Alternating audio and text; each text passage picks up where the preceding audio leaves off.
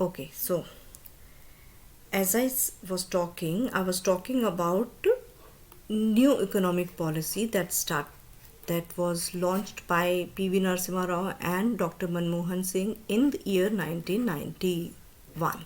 Okay, now because owing to this new economic policy, globalization actually entered our Indian system basically.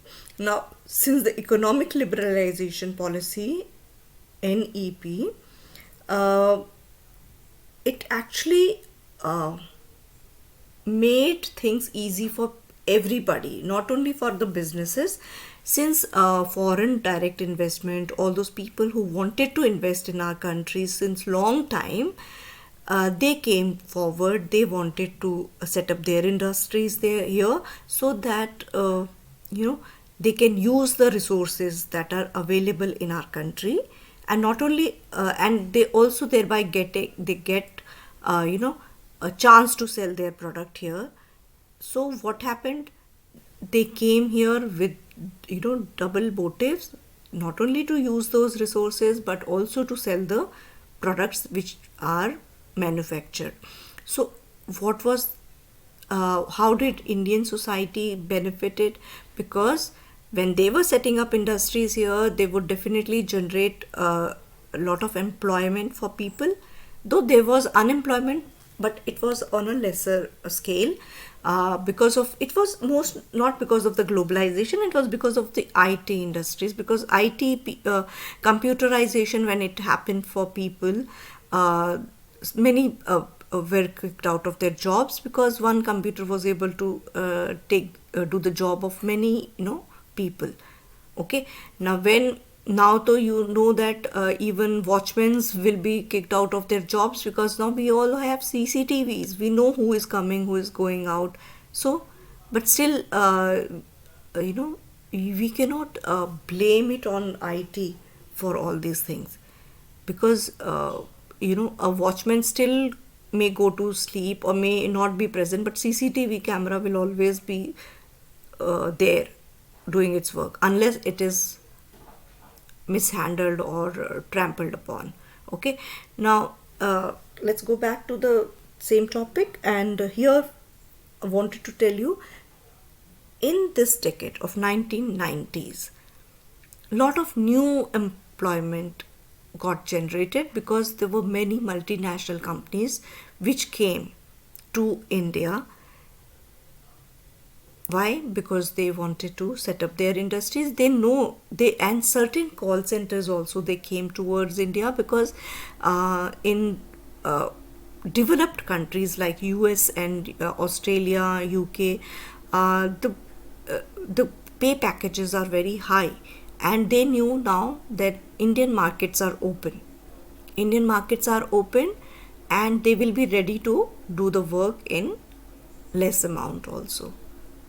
Okay, and in that manner they don't even have to migrate from India to their countries and adding burden to the resources of their countries. So what, this was a win-win situation for both of them, because people, they don't want to leave their families here, but they want to earn better money what India was actually providing earlier. So when multinational came, all those brainy people, they got jobs in these multinational companies, and they started getting better salaries. Suddenly, when somebody was earning 5,000, and if that person gets a job in a multinational company and gets 30 or 40,000, it was like an awesome figure for them, right? So this is what we'll talk here. And then there had been a changes in the pattern of employment. As I said, in the decades of 1990, because of the globalization, what happened? There was a significant improvement in employment sector. Okay, and the GDP also improved drastically, and the exports also improved at that in that decades, and there was a significant rise in the customer base, and it slowly gave rise to the consumer market, where the market changes were dependent on the demand supply chain. In fact, the growth in the demand favorable brought a favorable change, and supply also increased. Now, as the supply is directly involved with the employment, more supply led to more production, which led to more employment. All right, so this was the first point, increasing consumer market and employment opportunities. Okay, the next point here is growth of new segment in the market. So what does that mean? Basically, due to globalization, there was a growth of the consumer market. Where's the pen? There was a growth in the consumer market, and a number of segments in various sectors of the industries grew over year. For example, बाद में this actually, when there were a lot of new segment came up, this led to the significant rise in the rate of demand and supply. So now I'll tell you, for example, in the recent year, number of industries segment in IT, in agriculture, in beauty care, in healthcare, you must have seen there is a significant rise in these sectors. All this has happened because of demand and supply. Okay, now people say that because of the introduction of wide range of sectors, this has led to the growth of economy, and why they definitely it will improve, no? When you have got lot of demand and lot of supply and lot of areas where you can do innovation, improve your quality, foreign direct investment is improving, so this will definitely increase the GDP of the country. Okay, now with more and more industries, with less of obstacles in their way like license, tariffs, all these were removed, so they started coming up. Okay, and the quality also improved because of the technology that was coming from the foreign investments, and lot of young people started taking job in these newly set up companies or foreign companies. So all of these, they improve the standard of living also, and also the employment. So in the organized sector this was happening, but in unorganized sector also there has been a increase in various sectors which improved the rate of employment. Because some things you can which can be written in the book sometime. These industries, when they set up the side industries which are related to them, they also improve. For example, a foreign company set up its industry here, they will give employment, they will do, but what about the transport people who were already there in India? They also get more jobs, right? Because one industry has come up and is trying to move things from here and there. So local people also, they get more business, because when something new comes, it brings in lot of opportunity for those people who are not directly involved with those companies also.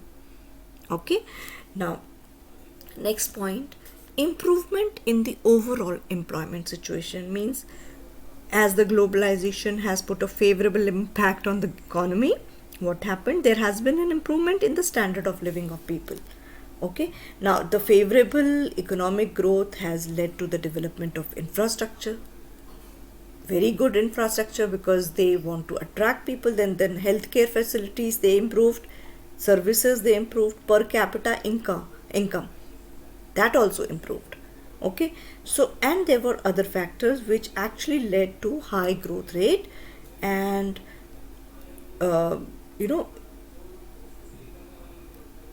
it was expected that it has actually not grown as per the uh, expectation. It was expected because after 1991, the amount of growth that India should have made is still not as it was expected. If it was as per the graph, it was expected to reach here, it has reached halfway only. So we still have big room for improvement, and we still have big room for growth. And why always India lags behind is we have to consider countries like Singapore and Japan. They also got independence. In fact, Singapore got independence 20 years later. Japan got at the same time, but then they have moved much ahead of our countries, because our country because of the political intention. In those countries, they had clear motive, the political intention was clear, and there was less corruption there. There was a less corruption. In India, we have actually, Britishers have made us corrupt, and we have not been able to come out of it. We have not been able to really make use of resources even after getting independence, because of certain wrong political decisions that had been taken. Not only a reason, actually corruption had seeped deep inside not only the political people, even each and every citizen of our country. We want other people to be corrupt free, no should have no corruption, but we tend to move towards that only. So it will take a lot of time for us to reach that level of Japan and Singapore, unless we make ourselves really, totally, brainwash ourselves and start moving ahead with a motive that we have to only think of our country, not our family, not our immediate kith and kin, right? Now, next point, development of other sectors. Now, globalization basically, it led to, as I said in the previous point also, the service industries, they have a share of around 54% of the yearly gross GDP. Okay? It is understood from this figure that the service industries, they are all doing well in the market. Okay, and all those adjacent industries which are there, they are also benefiting. That is why GDP is improved. Okay, so because of the globalization, other types of employment opportunities have also opened up, as I mentioned in my previous point also. Okay, now in other sectors such as industries and agriculture, the rate of employment has gone up, and the industrial sector actually contributes around 30 to 35%, while the agriculture contributes to around 20% or 18%.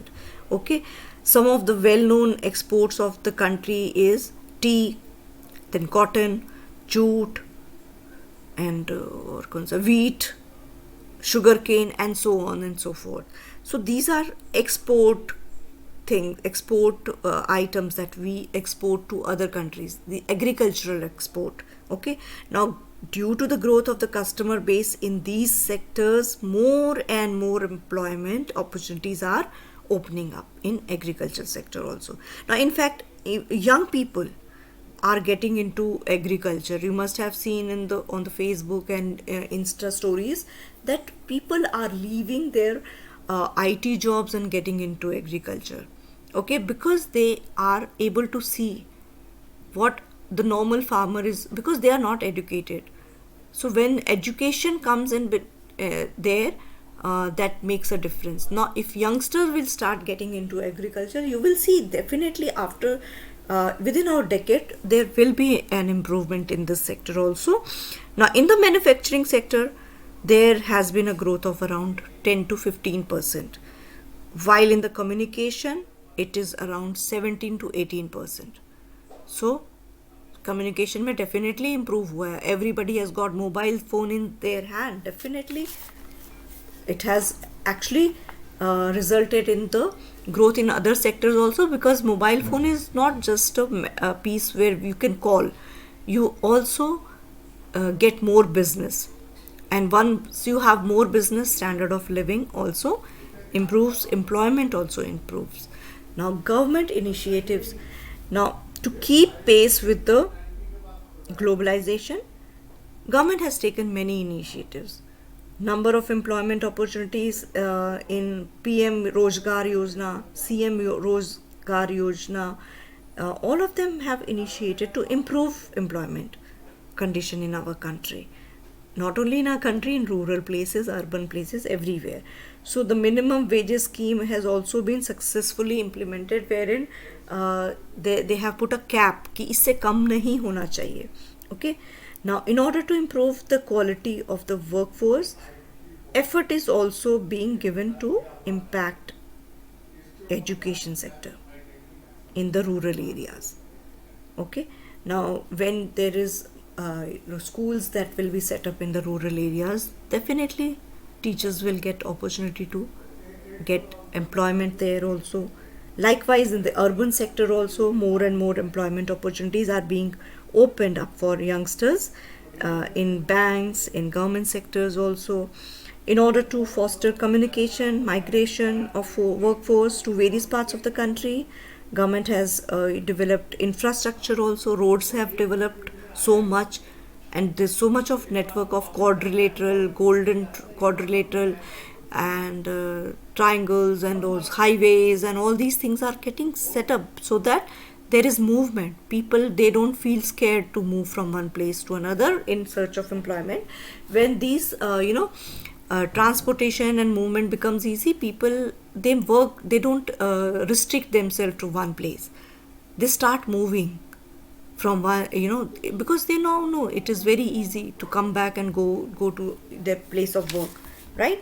Now next point is increase in job opportunities, for example for women especially. So the positive effect of globalization, that it has that attracted uh, more and more opportunities for women in many sectors.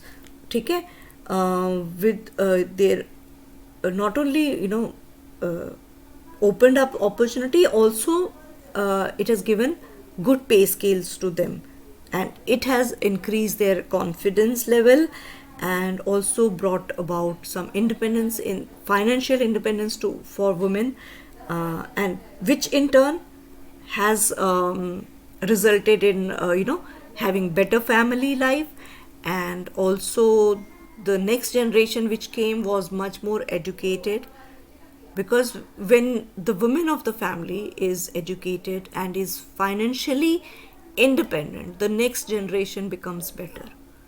So it is always important that we should take care of the women in the house, because they are the foundation of the family. And when they are financially independent, emotionally independent, and work wise also, they go out and expose their skills, and they have got better, they improve their skills.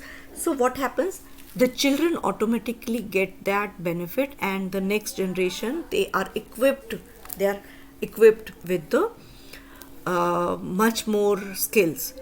And this we have seen, like from the decade of 1990s, when women started working, and then they had working women when they had their children in the year of 2000. All those children, they are much more smarter. You can owe it to the fact that information technology also improved, but also you can attribute it to the independence of women also. Okay, next is increase in the employment opportunity in the educational institution. Now when there is a lot of new sectors that are getting developed, you need to get educated also to get job into them. So what do you need? Basically management. Suddenly, you must have seen the many management institute, they mushroomed here and there. Many computer institute, they came up because they knew this is the future. people want to know computers, they want to get into ITs and all. So there was increase in those institution also, and there was increase in the employment opportunities in those institution also. The quality of education now which was provided by Indian educational institution earlier was not up to the mark. Now foreign education also came in here, IGCSE, and then other types of boards. They really mushroomed well.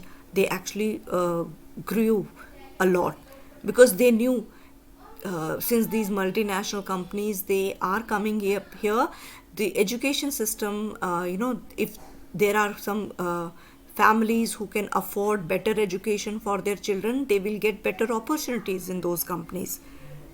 Okay. Then we have increase in the employment opportunities in the healthcare. Definitely, the healthcare they have improved a lot in these past 2 or 3 decades, and there has been an increase in the number of private hospitals because had been a lot of burden on the government hospitals, and the facilities were also not up to the mark. So many hospitals, like they started making the private hospitals, and they were providing good health facilities at low cost, like Tata's, Apollo's, Wokhard. Then there's Ambani's hospital, है ना? What is that? Harkishan, है ना? That, so all these hospitals, they came up and they started giving jobs also. So employment opportunities improved in this sector also. Then increase in employment in the retail sector. Reliance and other, big giant not Wokhart, Walmart, Reliance, Walmart, and other like और कौन सा है, Big Bazaar. So all of them, they have come up because they know there's lot of commodities need to be sold in the retail market. So when they had set up their big retail shops, they all did well. And not only they did well, they created a lot of employment opportunities for the people, right?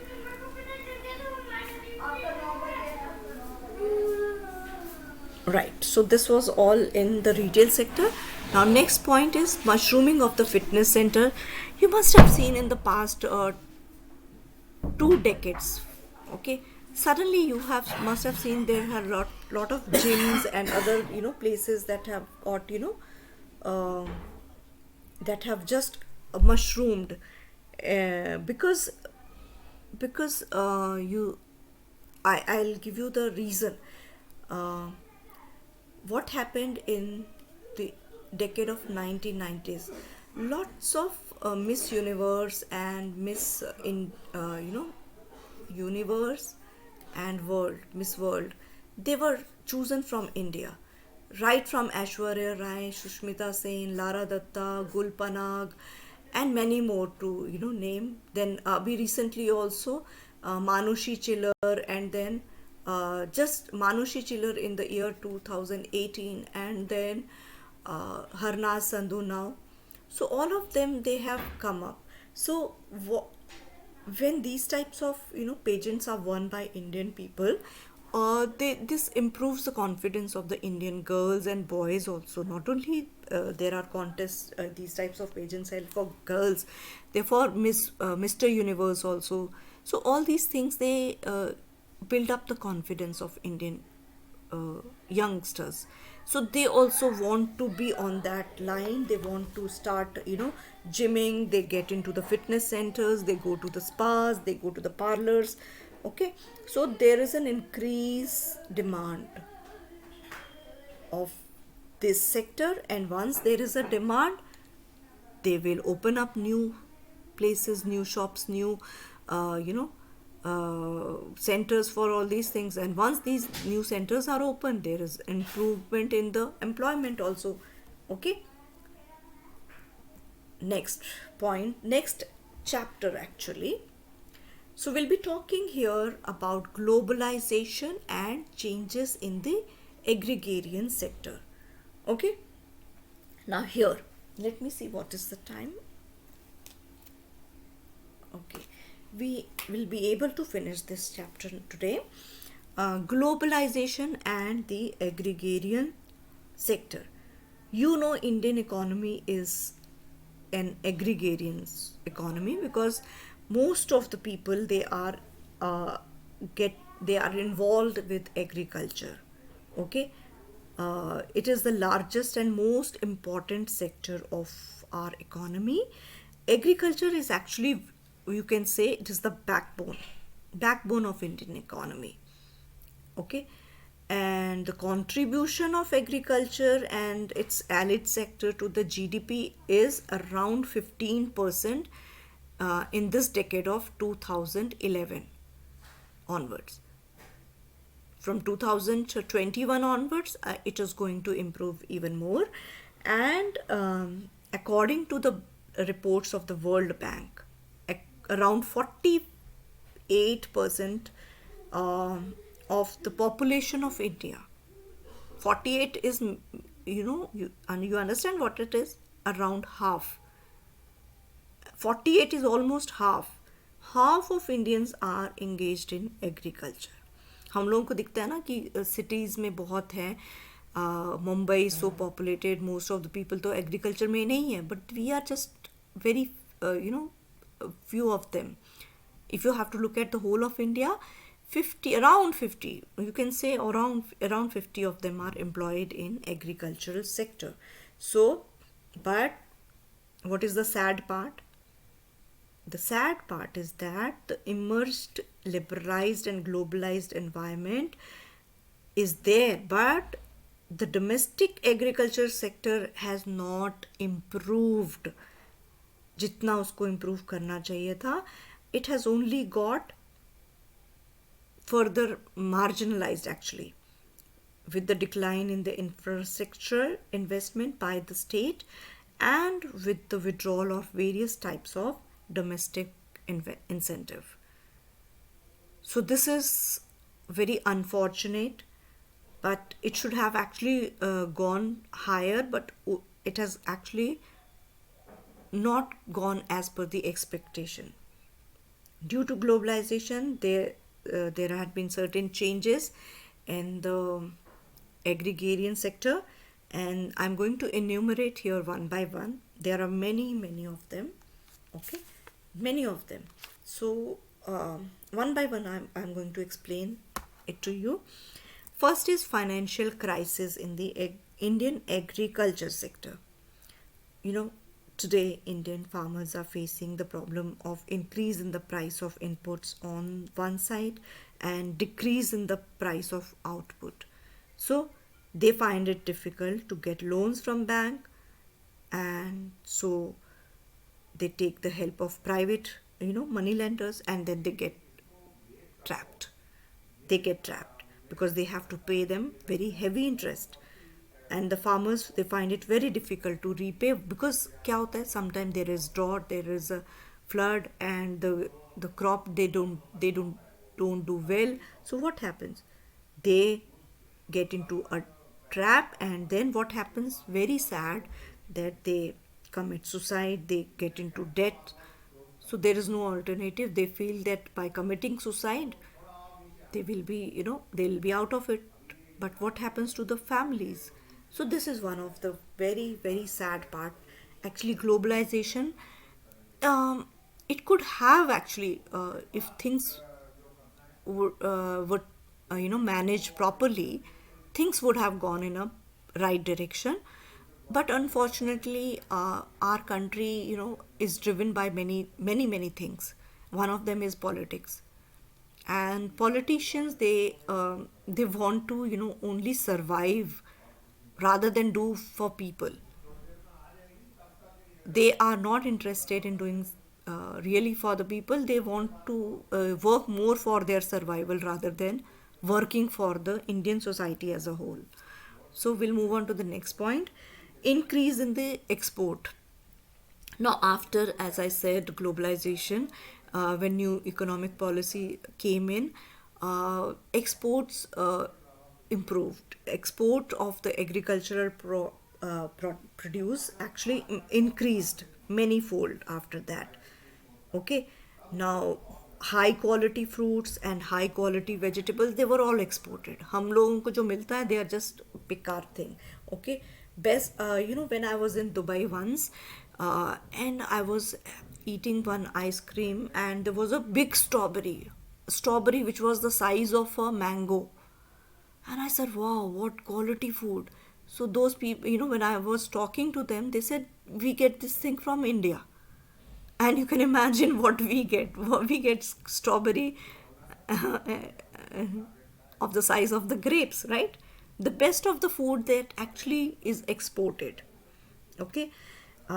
Because there is a good demand there, and they farmers also, they want money.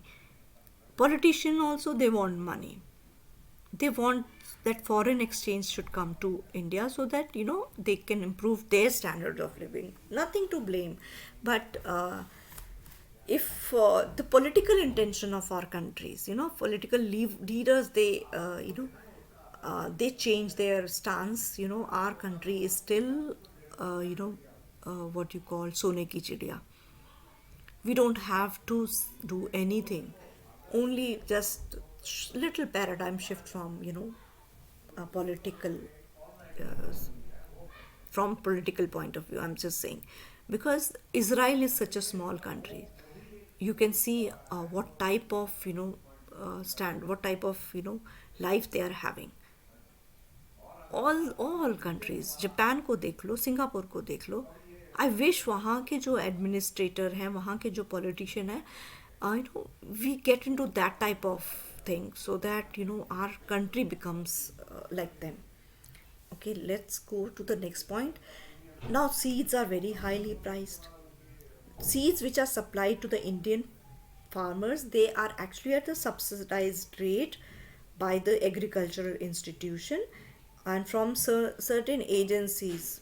uh, but this was only before liberalization. After liberalization, what happened? Global players, they entered into the agricultural sector, but at that time they wanted to have their own price of the seeds. So, and the quality also deteriorated after that. So this created crop failure, and the Indian farmers, they suffered huge loss. So when liberalization actually happened, we should not be blind. We should understand sometimes the intention could be malintentions. Okay, so we have to understand whether they are sending us good quality or not. So here also political intentions, plays a role. Now, change in the pattern of food crops. Due to globalization, farmer only wanted to grow those crops which were called cash crops, so that they can get more money as compared to the food grain crops, because they were interested in money. They know this, after liberalization, globalization, these are the things which, if they will sell or export, they will get more money. They were least interested in growing other crops. So there was a change in that pattern also. Increased demand for Indian horticulture products. Now, because of globalization, there was some modernization also that happened, and that changed the method of cultivation, and the latest farming equipments and the latest methodologies, they all helped in making certain horticultural cultivation very successful. Okay, now there is a steady demand abroad for Indian fruits, Indian vegetable oils, dry fruits, spices. Okay, so because of this modernization only. Next is, there were many tie-ups between agricultural producer and the retail outlets. Because of the globalization, there had been now global giants, they have entered the market. They directly want those agricultural produce to be sent to their retail outlets, and they do the marketing of their products. and they sell it at a cheap rate also. So they want to actually do away with the middlemen. Earlier, what used to happen? Agriculture farmers, they used to sell their produce at a cheaper rates in mandis and all, and they had a problem with marketing. But once these retail outlets they come up, they do a little bit. They will put those food the same uh, produce in a very good display, and they will package it in a nice manner, and uh, they are good with the marketing. There nothing to say. Farmers will not be able to talk about their food as much as the retail, because they know how to woo the customers, right? Then demands for food processing industries, they globalization created lot of demand for processed food. Earlier, 2 or 3 decades before, when you used to go to the market, we never used to see so many processed foods. Now you go to the market and the whole shop is full with chips and lays and packaged food, what do you call, okay. So this demand has also increased, okay. There is a great profit definitely, because these they don't perish for after certain time. Packaged food, they last long, though they are not good for health. They had lot of preservative, lot of salt, lot of sugars added to them, because that is how they preserve them, right? But processing industries is booming because people have become lazy. They don't want to go and have the fresh things, they want to have the processed thing. But anyhow, these industries they have flourished after globalization. Nowadays, आप एक अदरक भी खुद काट के डालना नहीं चाहते हो सब्जी में, you want to buy that अदरक का पेस्ट, राइट? मैंगोज भी आप पल्प बाय करना चाहते हो, but which is not good. If given a chance, you should go for the raw mangoes rather than the pulp. You should go for raw gingers rather than the ginger and garlic paste, right? Coconut का भी, coconut चटनी बनाना है, you bye pulp. अरे why can't we go and buy the coconut itself? थोड़ा मेहनत ज़्यादा है, but then it is good for the for you also, and it is good for the local farmer also, okay. Now, problem of food insufficiency. Globalization actually has made big farmers set their products in the international market. जब वहाँ पे बेच देंगे तो हमारे लिए यहाँ पे सामान कम हो जाता है, right? And they get higher prices, but when they have to and then there is less mal here for us to consume. Under such a situation, there is insufficiency in for us, all of us, in our home country. Now, to avoid such situation, um, government should make some rules on how much to export, how much to there should be a cap put on here. Let's go to the next point, less employment opportunities. Now, you know that employment opportunity in agriculture is reduced because of the technology that has come in. Now, capitalist farming and investment, it actually, in capitalist farming, it increases the production, okay, because there is mechanization of the farms. They take lot of big farms, and they don't want small laborers there. They use the tractors, they use big machines, and the employment definitely, all those people, all those laborers who used to get daily wages for doing their work, they are kicked out of their jobs, okay. So this drastically reduces the labor requirement, and further, labor intensity is greater in small and medium farm, because using family labor enables them to reduce the labor cost below subsistence level. Now, but for big farms, they cannot do that, right? Finally, structured employment on capitalist farm does not give them the space to include lot of labors. They want to do it with the help of machines, with the help of tractors, with the help of other things. So definitely it squeezes the opportunity for of the farmers. isn't it, for of the labors, right? Now,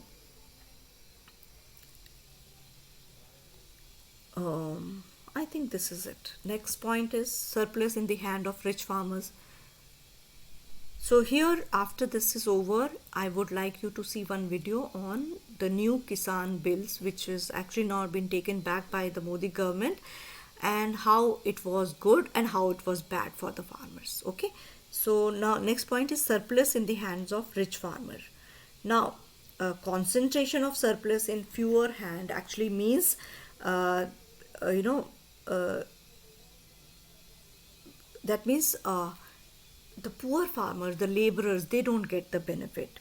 They blocked the agricultural taxation and demanded favorable terms of trade for agriculture. With they also, try to monopolize all of these sectors. Rich farmers, they are actually a nuisance in some sense, because they don't want to give the benefit to the poor farmer, and they also uh, do their bossgiri uh, with the retail giants also. So further, the surplus, they accumulate the surplus. They don't want to sell it at the price they actually should be sold at, uh, because they want to keep the prices up. प्याज और ये सब चीज़ों के price is not happening because there is less production. It is all happening because surplus is in the hand of rich farmers. They don't get affected. उनको थोड़े time के लिए अगर पैसा नहीं आएगा, they can sustain themselves, but they stock it and they don't want that the prices should go down. Okay, this is one of the reason. Now, withdrawal of state. Now, states earlier, they used to interfere and intervene in the market process to no, protect the economic space of the domestic producer, but now they have withdrawn themselves, because the elaborate structure of control on domestic and international trades uh, actually has actually made the state government and state people not to interfere. They thought they will be able to do well, but then this withdrawal policy has led to this uh, monopolies of those people. They have their own demands, they do according to their whims and fancies. So there's lot of control. There's lot of control on domestic and international trade by the giants. And subsequently, the withdrawal of state has also been there. So what happens? Prices, uh, you know they're not getting the correct price for their produce. So who is the sufferer? It is the farmer. Rich, they are able to sustain that period, but it is the farmers who have to really, uh, because they are hand to mouth. They most of the time, they're mostly hand to mouth. If they are not given the price at that time, what will they do in the coming week? They won't be able to survive, so they are desperate. Rich people have got money because they can hold on. They can hold on for months and months. But for a poor farmer, it becomes a situation of do or die. Okay. Now, multinationals and big domestic units are also entering this field, so you understand it is going to further aggravate the situation, right? Next is price fall after liberalization. So after liberalization happened, the prices, they had actually fallen. The commodities price, they have fallen. Now, exim policies in the post liberalization period, it removed the import control on agriculture commodities very rapidly. Okay, now the prices of all the primary commodities, they have fallen drastically after the year 1990s. Actually mid 90s से शुरू हो गया था, 1995 के बाद. Okay, now what is contract farming? Next point is contract farming.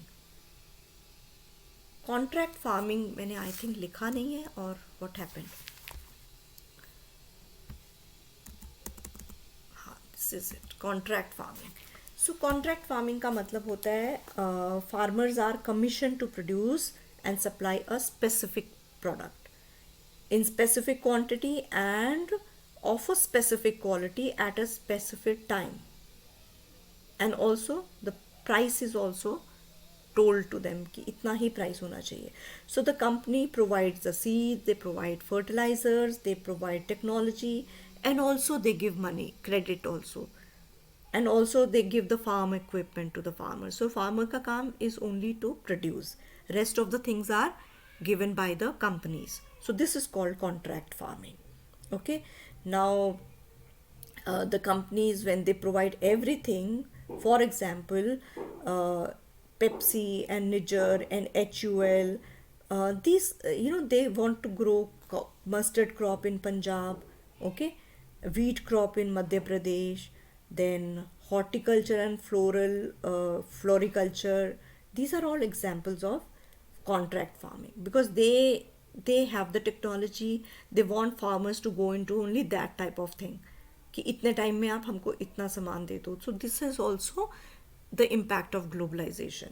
Okay, now contract farming is actually confined to only certain areas. It has not still taken over by whole of the agrarian sector of India.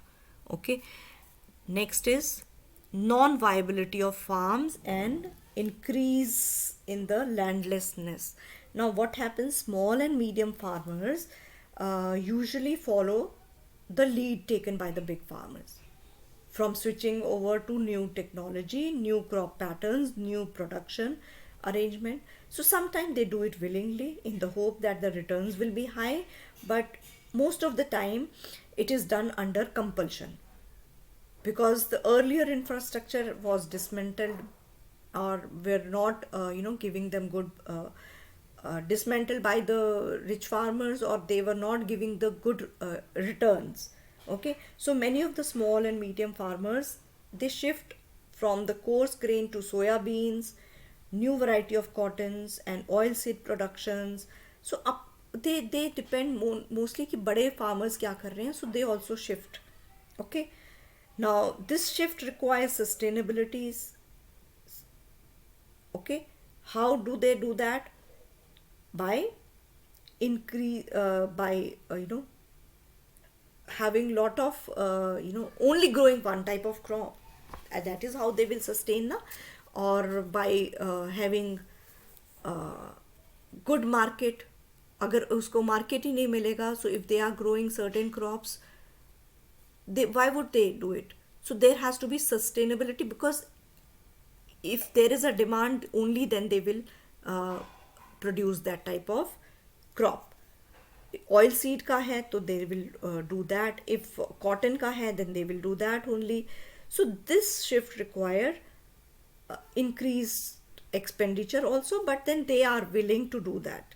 Non-viability of small and medium farms and increasing landlessness is also become one of the problem of the farmers, because they don't want to, so some of the farmers, they don't want to get into this, so they are out of job for some time, and then they have to also pay for that, right? Now after this there is a topic of corporate farming. Now what is contract farming and what is corporate farming? Contract farming, I've told you that there are certain companies that they uh, they supply a specific products, and they tell the farmers to grow that. They provide the seed, they provide the fertilizer technology, सब कुछ देते हैं. So how is it different from a corporate farming? Indian agriculture is under the policy reforms now, and it is now getting into corporate farming. Okay, so उसमें क्या हो जाएगा? New initiatives of reorganizing the production systems will uh, start working in the form of a corporate. Like एक corporate हो गया ना, एक organization के जैसे काम करेगा, ठीक है. So corporate farming is undertaken by big firms. Either they buy a lot of lands or they take land on a lease basis, whatever, but they do it on a large scale. So at the state level, they want to make agriculture as a corporate industries. So उसमें क्या होगा, farmers will be given salaries, and अगर नुकसान होगा, so that will be borne by the corporates, not by the farmers. So in a way, it is a step so that people, they don't take the burden on themselves, and then they, because they are in so much of debt, they commit suicide. So the responsibility will be taken by the giants, corporate firms. Um you know, at the state level, law will be made to facilitate the corporate farming. And when the contract farming means you're working with small growers, but corporate means big farm, more than that. Okay, contract is small, हमेशा याद रखना. Contract farming is for small grower and corporate is for like बहुत बड़े बड़े farms, उन्होंने मीलों के मील farms अपने अंडर कर लेते हैं. So to facilitate this, Prime Minister, has made so many new policies. Okay, now because it is going to be beneficial in the long run for the farmers also, and for our country also. It will become more of an organized sector, right? So agriculture, basically, since it is the prime occupation of our country, so हम लोगों को उसके ऊपर ध्यान देना ही पड़ेगा. As I told you, around 48% of the people are in agriculture. So if they are living their life, very few farmers are rich. Most of them are living their life below poverty line. So if we will be able to make them, make their standards of living better, then only India will shine. Otherwise, there is no point, because this is the foundation. They are the backbone. Okay, so to do that, there has been a lot of research and development also in the agriculture field. Not lots of new type of varieties of seeds will be introduced. Okay, then they will be given tractors, they will be given machines and helicopters. Corporate farming में तो helicopters भी use होंगे, मालूम है आपको, because the fields are very big fields. And how they're going to drop the fertilizers or anything, dropping of seeds also through the helicopters. Okay, I hope the time हो गया होगा. I think only 2 minutes left, and I'm not feeling well, so I will take take your leave now. Please excuse me. Today I had not been keeping well, but still I took the class.